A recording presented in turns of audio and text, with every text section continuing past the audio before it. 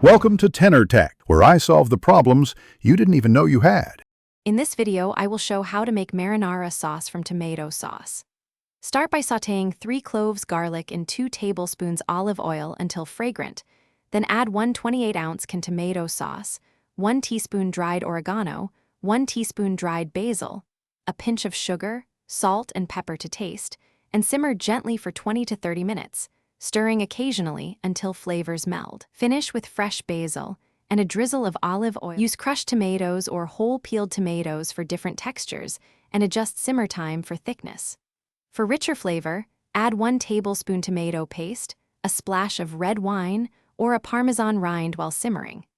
Balance acidity with a pinch of sugar or a knob of butter, and finish with chopped fresh basil and a splash of good olive oil to brighten the sauce before serving. To fix a watery sauce, simmer longer, add tomato paste, or reduce with the lid off.